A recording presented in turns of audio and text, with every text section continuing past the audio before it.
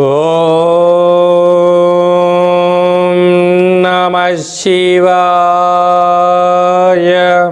ఓం నమో నారాయణాయ. కర్మ నివారణ నరదృష్టి నివారణ కాళభైరవాయై నమో నమః. ఓం కాళకాళాయ విద్మహే కాళాతీతాయ ధీమహి తన్నో నరదృష్టి నివారణ కాళభైరవ ప్రచోదయాతు.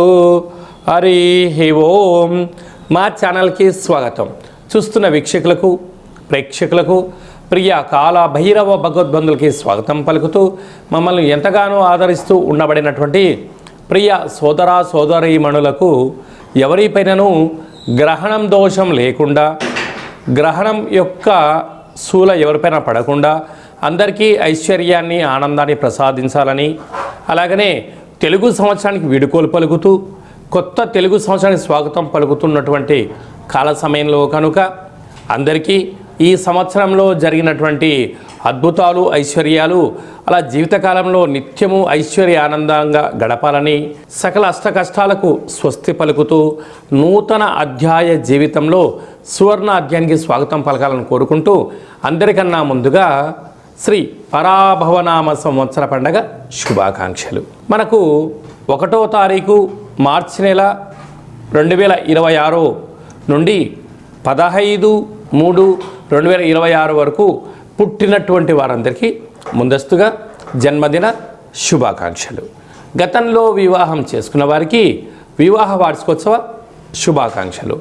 ద్వాదశ రాశుల్లో గ్రహ గమనాలు వీక్షింపచేద్దాం.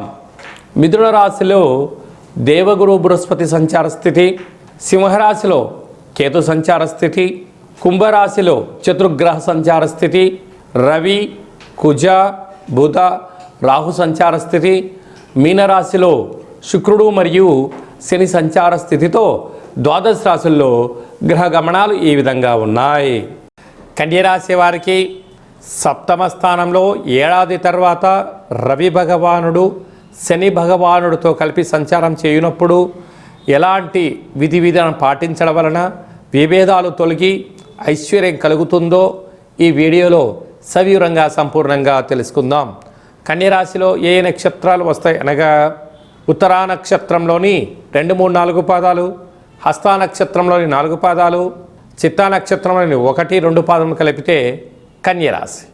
రాశాధిపతి బుధ భగవానుడు. వీరికి రుణరోగ శత్రు స్థానంలో కుజ భగవానుడు, బుద్ధి భగవానుడు బుధుడు, వాస్తు నరదృశ్య కారకుడు రాహు అక్కడే ఉండడం వల్ల స్వగృహము, వాహనాలు, బంగారు ఆభరణాలు క్రయ విక్రయాలు చేస్తూ ఉండగా అనేక మంది మీ ఎదుగుదలను చూసి ఓర్వలేని పరిస్థితి చాలా అధికంగా ఉంటుంది. కనుక ఏదైనా పనులు చేసేటప్పుడు చేయాలనుకున్నప్పుడు మౌనము అవసరమని చెప్పి గుర్తుపెట్టుకోగలగాలి. లేకపోతే తెలియకుండానే నరదృష్టి శత్రు ప్రభావాల చేత మీరు మానసికమైన ఇబ్బందికి గురయ్యే పరిస్థితి ఉంటుంది. ఏడాది తర్వాత ఆత్మకారకుడు రవి, కళత్రతకారకుడు శుక్ర భగవానుడు, ఆయుకారకుడైనటువంటి శని భగవానుని చేత మీనరాశిలో సప్తమ స్థానంలో సంచారం చేయనప్పుడు ప్రేమికులు చాలా జాగ్రత్తగా ఉండాలి. భార్యాభర్తల మధ్య అన్యోన్యత అవసరం. నూతనమైన వస్త్రాలు, బంగారు ఆభరణాలు క్రయ విక్రయాలు చేయకుండా కొంతకాలం వాయిదా వేసుకుని ఉత్తమోత్తమం. అలాగా సంవత్సర ప్రారంభ కాల సమయంలోనే మొదటి ఆదివారము శనివారం పూట మీరు విభేదాలకు దూరంగా ఉంటూ మౌనంగా ఉండడం, సూర్య నమస్కారం, అయ్యప్ప స్వామి వారి యొక్క దర్శనం యోగదాయకం.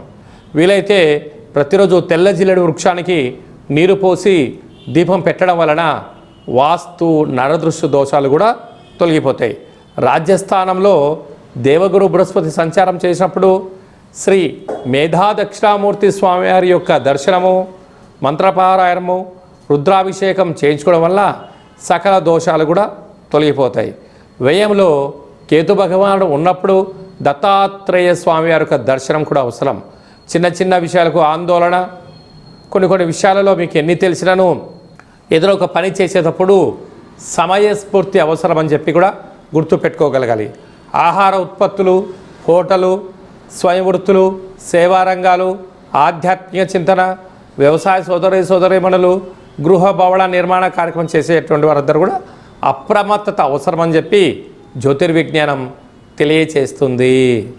మార్చి నెలలో ప్రథమార్థంలో ముఖ్యమైన పండగల గురించి క్లుప్తంగా, సవివరంగా, సంపూర్ణంగా తెలుసుకుందాం. మనకు 3వ తారీఖు 3వ నెల 2026వ సంవత్సరంలో మనకు చంద్రగ్రహణం జరుగుతుంది. కనుక చంద్రగ్రహణము మధ్యాహ్నము 3 గంటలకు ప్రారంభమయ్యి సాయంత్రం 7 గంటల వరకు కొనసాగుతుంది. కనుక 3 గంటల ముందరలోనే భోజనం చేయాలి. కనుక 11 గంటల లోపనే అందరూ భోజనం చేయండి. గ్రహణకాల సమయంలో వీలైనంత వరకు తినడం, వాదించడం, కోపతాపాలకు అవకాశం ఇవ్వకుండా మౌనం, ధ్యానం, ఏకాగ్రత, సత్ప్రవర్తనగా ఉండగలిగినట్లయితే గ్రహణ దోషం తొలగి వచ్చేటువంటి గ్రహణం వరకు ఎలాంటి ఆటంకాలు ఉండవని చెప్పి గమనించాలి. గ్రహణకాల సమయంలో నిల్వ ఉండబడిన వస్తువులను ఆ రాత్రి కానీ మరుసటి రోజు కానీ దయచేసి భుజించవద్దు. నిల్వ ఉండబడినటువంటి పదార్థాలలో దర్భను వేసి ఉంచండి. సకలమైనటువంటి గ్రహణకాల సమయంలో మంత్ర సాధన ఏదైతే చేస్తామో అద్భుతమైన ఫలితాన్ని, ఐశ్వర్యాన్ని కలిగిస్తుందని చెప్పి గమనించగలగాలి. 11వ తారీఖున పాల్గొన మాస బహుళ అష్టమి, అంటే ఈ తెలుగు సంవత్సరాదిలో చివరి అష్టమి కనుక ఈ సంవత్సరంలో జరిగినటువంటి అష్ట కష్టాలను తొలగించుకొని రాబోయేటువంటి శ్రీ పరాభవనామ సంవత్సరానికి స్వాగతం పలుకుతున్న కాల సమయంలో ఇంటిలో శుద్ధి పెట్టుకొని నింబకుస్మ దీపాన్ని కానీ, నారికేల దీపాన్ని కానీ, అలా కుష్మాండ దీపాన్ని కానీ పెట్టి కాళ్ళ భైరవ స్వామి యొక్క స్మరణ, ధ్యానము చేయగలిగినట్లయితే సకల అష్ట కష్టాలు తొలగిపోయి ఈ సంవత్సరంలో మనపైన ప్రసరించినటువంటి నరదృష్టి, శత్రు ప్రభావాలు అన్నీ తొలగిపోతాయని చెప్పి గమనించాలి. అలా కుదరలేనటువంటి వారు ఈ కింది నెంబర్ సంప్రదించినట్లయితే మన యొక్క దేవాలయంలో నిత్యము కాళ్ళభైరవ హోమ కార్యక్రమాలను ఆచరింపచేయడం జరుగుతుంది. కనుక అందరికీ వీడియో కాల్ ద్వారా చూపించి మీ గోత్రనామములతో కాళ్ళభైరవ పూజ, హోమ కార్యక్రమం చేయించి ప్రసాదంను మీకు పంపించడం జరుగుతుందని చెప్పి కూడా గమనించాలి. అలాగనే మీ వ్యక్తిగత జాతకం తెలుసుకోవాలనుకుంటున్నారా? మీ పేరు, పుట్టినటువంటి తేదీ, నెల, సంవత్సరం, పుట్టిన సమయాన్ని వ్రాసి మీరు పంపించగలిగినట్లయితే 100 సంవత్సరముల జాతకాన్ని సవివరంగా, సంపూర్ణంగా వ్రాసి మీకు వాట్సాప్ ద్వారా పంపించి మీరు పుట్టినప్పుడు గ్రహ గమనాలు ఎలా ఉన్నాయి, ప్రస్తుతం ఎలా ఉంటున్నాయి, రాబోయే కాలంలో ఎలా ఉండబోతున్నాయో సవివరంగా, సంపూర్ణంగా తెలియజేయడం జరుగుతుందని చెప్పి గమనించాలి. చాలామందికి పుట్టినటువంటి కాల సమయంలో డేట్ ఆఫ్ బర్త్లో లేనటువంటి వారికి మీ పేరు యొక్క మొదటి అక్షరాన్ని అనుసరిస్తూ రాశిని తెలియచేస్తూ రాశి యొక్క స్థితిగతులను వివరిస్తూ రమణ శాస్త్రం ద్వారా అనగా గవళ ద్వారా భూత, భవిష్యత్, వర్తమానాన్ని తెలియచేయడం జరుగుతుంది. రమణ శాస్త్రం ద్వారా కాళభైరవ ఉపాసన చేత, సంపూర్ణమైనటువంటి విషయ పరిజ్ఞానం చేత మనము జీవితాన్ని తెలుసుకుందాం. జాతకంలో ఉండబడినటువంటి ఆటంకాలను తొలగించుకుందాం. జాతకంలో ఉండబడిన యోగాన్ని తెలుసుకుందాం. ఆనందకరమైన జీవితాన్ని పొందుదాం అనేటువంటిది చిన్న విన్నపం. కనుక ఈ కింది నెంబర్ సంప్రదించి అపాయింట్మెంట్ తీసుకొని సంప్రదించగలరు.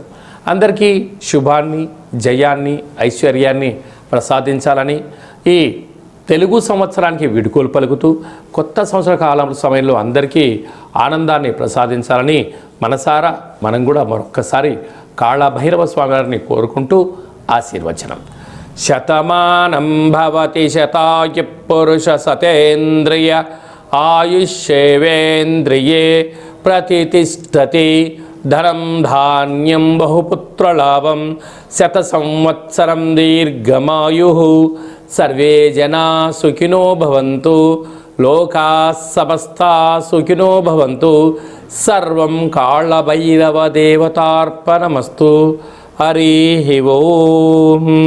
ఈ వీడియో మీకు నచ్చినట్టయితే మా ఛానల్ని సబ్స్క్రైబ్ చేసుకోండి, లైక్ చేయండి, షేర్ చేయండి.